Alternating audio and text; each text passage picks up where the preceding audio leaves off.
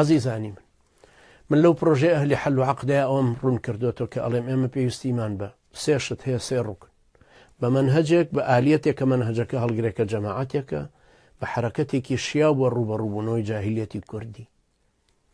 ئەو مەنهەجە پێویستە یەکەم ئەبێ بزانین کە ئەم مەنهەجی ئەهلی حەل و عەقدە قورئان و سنەت. کاژڵێن قورئان و سنەت بە تەئکید طبعا مەبەستمان ئیجماع و قیاسیشە، قیاسی صحیح، لانی کەمەوەی کە ئومەتەکە لەسەری متفق بوو. قورئانیش بە زمانی عەرەبی لێکە درێتەوە، ئەو ئەهلی تەفسیر.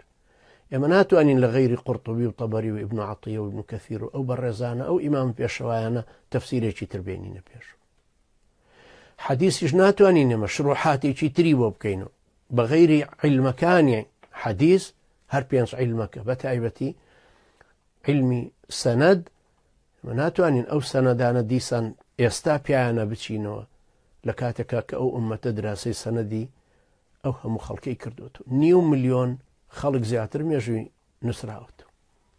ئێمە شەرحەکانی ئیبن حەجەر و ئیمامی نەوەوی و سیوطی و ئەوانەی تر کە شەرحیان کردوێتەوە لە شەرحی ئەوانەش ناتوانین لادەین. بەڵێ ئەشە شتێکی سەردەم بۆ چوونێکی سەردەم یارمەتی دەرمان بێ لەوەی تێگەیشتنێکی زیاتر لە دەقێک تێبگەین. هەروەها ناشە لە ئیجماعی سەحابە دەرچین. بارودۆخەکان لەسەرمان هەرچەند قورس بن، ناشێمە ئیجتیهاد لەوەیە بکەین لە ئیجماعی سەحابەکان دەرچین یا ئیجماعی عولەمای ئومەتەکە کە دوای ئەوان هاتوو. هەروەها قیاسێکی صحیحیش کە پێویستە شتێک کە دەلیلی لەسەر نییە بەراوردی بکەینەوە لەگەڵ شتێک کە دەلیلی لەسەرە بوو، ئەوەی ئەو حکمەی کە دەلیل لەسەر دەلیل دروست بوو بیهێنینەوە بۆ ئەم واقعە نوێ. خاڵی دووهەم بریتیە لە ئەوەی کە ئەهلی حەل و عەقد فرەدیدیمان پێ قبوڵ بێ. ئەمەی کە لە غەرب پێوترێ پلۆرالیزم، یعنی خوێندنەوەی جودای دەقەکان، پێویستە ئەومان پێ قبوڵ بێ. ژینا ناتوانین هەرێکێ لە حاسی خۆیەوە بڵێت تەنها فەهمی من ڕاستە، تێگەیشتنی من ڕاستە، ئەو ئوسوڵانەی من لەسەری متفق بووم ڕاستە. ئەخر بەوانی ترە کێشرەی واقعی ئێستای ئێمە و شوێنەکانی تریش هەمووی ئەمەی لێ ئەفامرێتەوە کە بە سەبەبی ئەوەی باوەڕیان تەنها بەو خەت و مەنهەجەی خۆیان هەیە ناگەنە نەتیجە. ئێمە ئەگەر اختلافاتیشمان لە ناو یەکە هەبێ لەم پێنج جەماعەتە، لەسەر 20 نقطەی اختلافمان هەبێ لەسەر 80 نقطەی متفقین. ئێمە بەم هەموو ئینتیمایانەمەوەنەوە لەسەر ئەوە متفقین کە ئێمە پێویستە ئاراستەی ئەهلی سونەت و جەماعەتمان بەسەرەوە بێن، نەک ئاراستەی ڕافیزە و شیعەگەرێتیەکی ڕقن.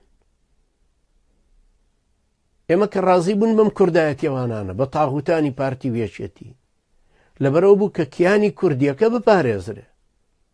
بۆیە ئێستاژە بێ بە ناچاریش بێ لەگەڵیان نابین بۆی کیانی کوردایەتیەکە بپارێزرێ. مەبەستم هەرێمە پێویستە بەو ئیستیقلالێتی خۆی و بمێنێ، نەک عەبادی بێ بە ناوی محافەزەکان و قسە بکە و موچە تەوزیعکە ڕاستە خۆ بۆ ئەوان و ئێحتیمام بە حکومەتی کوردستانی نەداتەوە، بە هەرێم نەداتوە، وەکو کیانێکی سەر بخۆ. ئەو کیانە بەرهەمی خوێنی دەیان ساڵی توولانی خەبات و خوێنە هی ئەو میلەتە کە ئێمەش جوزئێکین لەو میلەت. لەبەرەوە نابێ بە چاوێکی سووکی شۆ تەماشای واقع بکەین، چونکە ئێمە هەرچی ڕەخنە و گلەی و گازاندەیەکمان هەبێ، هەرچی دژایەتێکیشمان بەرامبەر بە کوردایەتیەوانانی کافرە بێ لەسەر دینەکەمان، دیسان لە ژینەکەمانە متفقین لەسەر ئەوەی کە ئێمە ئەمانەوێت لەم بوقعە جغرافیەیە بە سەربەرزی و سەربەرزانە بژین و ئیدارەی ناوچەی خۆمان بیکەین. هی ئەوە نییە کە بڵین عەبادی ئەگەر موچەی داینێ جا فەرقی چیە موچەکە لە سلێمانیەوە بدرێ لە ڕاستەوە خۆ لە بەغداوە بیان لە هەولێرەوە نابێ. واقعەکەش ئەوەندە ئیجبارمان کە لەسەر ئەوەی دەستبەرداری ئازادی و کەرامەت و خەبات و خوێنی میلەتەکەمان بین و ئەوەش حەقێکی خۆمانەکە بێ بیبچڕین لێ. نابێ ئەوان وا بزانن نەوتی خۆشیان نەخۆن و نەوتی ئێمەش بۆ خۆیان. لەبەرەوە زۆر زەروریە باوەڕمان بەوە هەبێ کە ئێمە ڕاجۆییمان ئەبێت لەو تێگەیشتن لە دینەکە، ڕاجۆییمان ئەبێت لەسەر ڕادەی پابەندبوونمان بە دینەکە، ڕاجۆییمان ئەبێت لەسەر شێوازی گەیاندنەوەی دینەکە. لە هەر سێ لەم مەیدانە ڕاجۆییمان بۆ دروست بێت. بۆیە پێویستە یەکتری قبوڵ بکەین. ئەوە لە ڕووی مەنهەجەوە.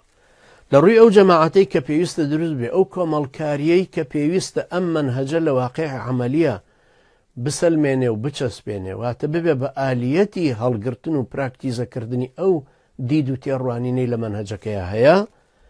ئەهلی حەل و عەقد هەر پێنج ئینتیماکەی ئەهلی سونەت و جەماعەت پێویستە وەکو فرەدیدیەکە وەربگرێ و تەعاملیان لەگەڵا بکە. ئەوی ئەهلی حەدیثن کە سەلەفین، ئەوی ئەشعەری مامۆستایانی دینین. ئەی باشە ئێمە بە هەموو تەوەجوهاتمان و قبوڵمان بوو مامۆستا مەلا عوسمان و مامۆستا مەلا عەلی و مامۆستا ئەحمەدی کاکە مەحموود و مامۆستا سدیقی سەرگەتی و مامۆستا شێخ محەممەدی بەرزنجی و ڕەحمەت لە هەمویان ئەشعەری بوون. قبوڵمان بوون ئەوان ببن بە قیادەی ئێمە، ئاڕاستەمان کەن و ئێمەش جیهادەکە لەژێر ئاڵای ئەوانە بکەین. لەبەرەوە ئەبێ ئەوەشمان قبوڵ بێکە. ئەشعەریش بە هەمان شێوە ئینتیمای بۆ ئەم ئەهلی حەل و عەقدایە. و هەروەها ئەوانەی کە متەئەسرن بە معتەزیلە، ئەوانی کە متەئەسریشن بە خەوارج، بە شەرتێک هەر هەمومان ئەم پێنج گروپە لەسەر ئەساسیاتێ یا لەسەر ڕێسایەک، لەسەر بڕیارێک، لەسەر شتێک ڕانەهاتبین لەوەی کە ئومەتەکە دەرکەینە دەرەوە لە دایرەی ئیسلام، واتە لەسەر تەکفیرکردن. پێویستە هەمومان بگەینە ئەو خاڵە سەرەکیانەی کە لەسەریان متتەفقە بین.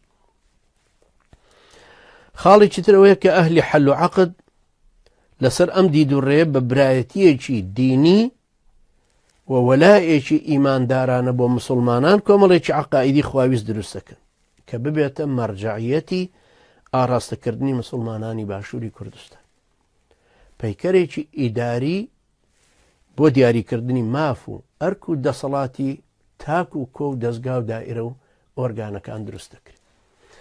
ئەو کاتە ئەگەر کۆبووینەوە بووین بە 100 کەس، هەڵبەتە بە نمونە هەرەی هێنمەوە من، ئەگەر 100 کەس بووین 20 لیژنەی لێپەیە بوو، هەر یەکێک لەم دائیرانە لەم لیژنانە لە تاک و کۆی ئەم دەستگایانە پێویستە ماف و ئەرک و دەسەڵاتیان بۆ دیاری بکرێت، بۆی هەرێکە لە عاسی خۆی و حرەکەت کا بەپێ قانونێک و مەرجەعیەتی هەمووانیش بگەڕێتەوە سەر ئەمەی ئەنجومەنەکەی ئەهلی حەل و عەقد. لێرەوە بڕیارەکان دەرچن، بڕیاری سیاسیە، بڕیاری عەسکەریە، جیهاد یعنی، و بڕیاری ناحەی ئەمنیە، بڕیاری پەروەردەییە، بڕیاری علاقاتە، بڕیاری پارە و ئیمکانیات و بەیتولمالە و هەروە هەر شتێکی ترکە هەبێ. پاشان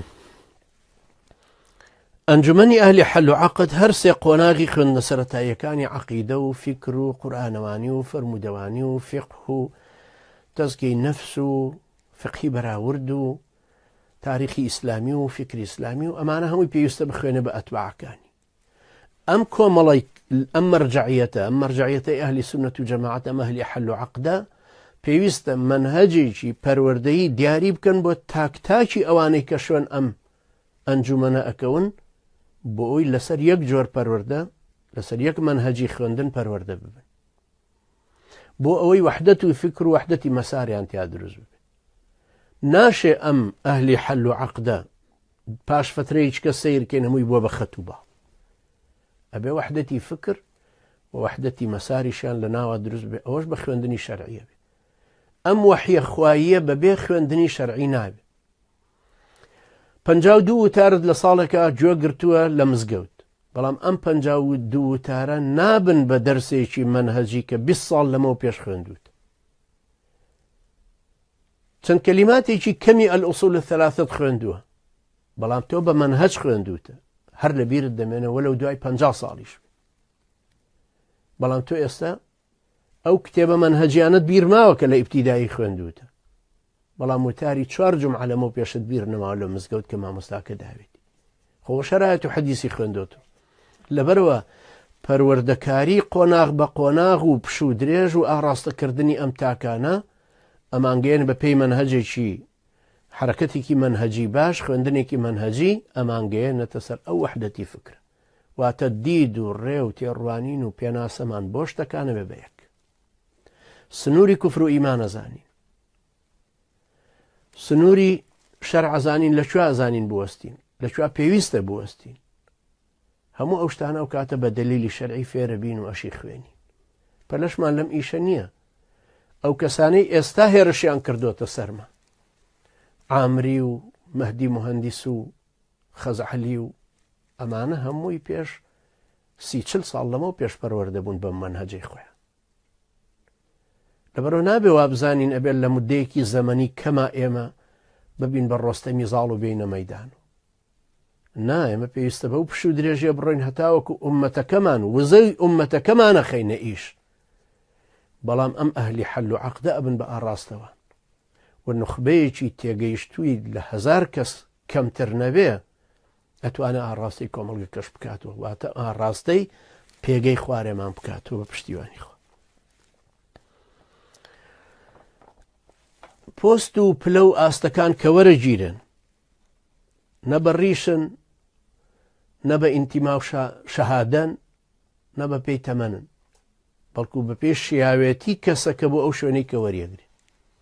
ئەو کەسەی کە شەرعزانێکە و لە دراساتی شەرعیاف بە فەقێتی هێناوێتی و بە مەلایەتی و قاڵ و قوڵ بۆتەوە لە فقهی بەراوردا بۆ نمونە ناشێ ئەم کەسە ببێ بە بەرپرسی عەسکەری یان بەرپرسی سیاسی. ئەو کەسەی کە لە فکری سیاسیە گەورە بووە و شیکارێکی سیاسی بەهێزی لێ دەرچووە و شارەزای کۆمەڵ ناسیە و شارەزای دەبڕێغراچوونی هێزەکانە لە واقعەیەکی زیندووە، ئەم کەسە ناشێ پێی بڵێن ئادەی بزانین ئیمامی شەوکانی تەرجیحی بۆچی بەم دەلیلەدا.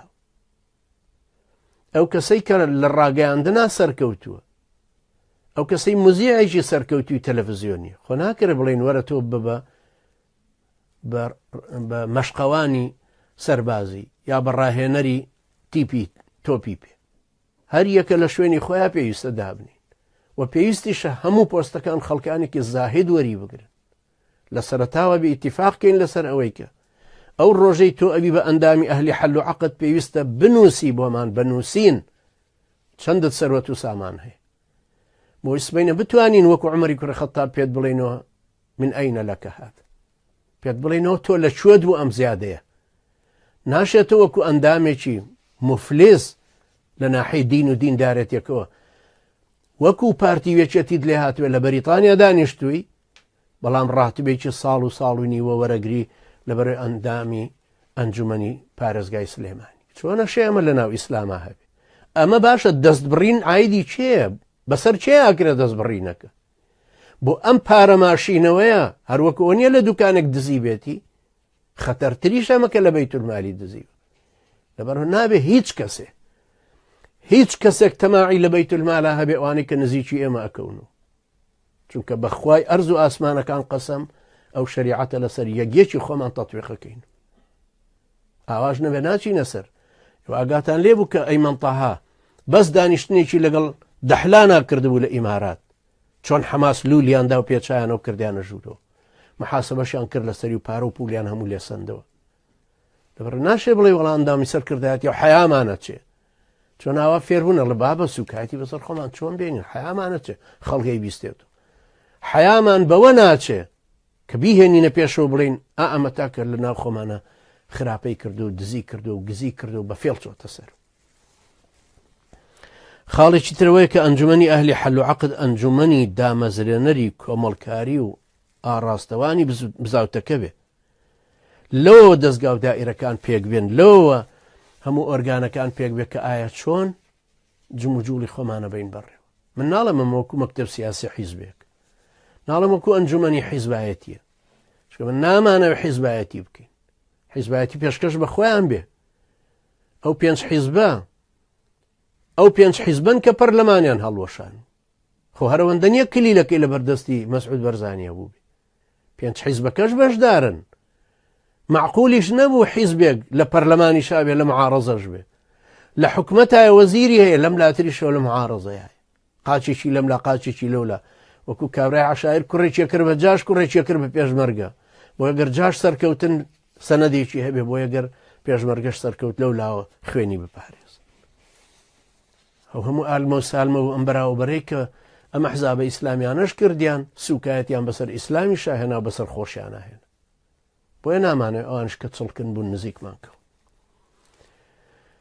ئەمە وەکو مەنهەج، ئەمەش وەکو کۆمەڵکاری و دروستبوونی ئەهلی حەل و عەقدەکە و دائیرە و دەستگا و ئۆرگانەکان و لیژنەکانی و دیاریکردنی ماف و ئەرک و دەسەڵاتی هەر یەکێک لەمان.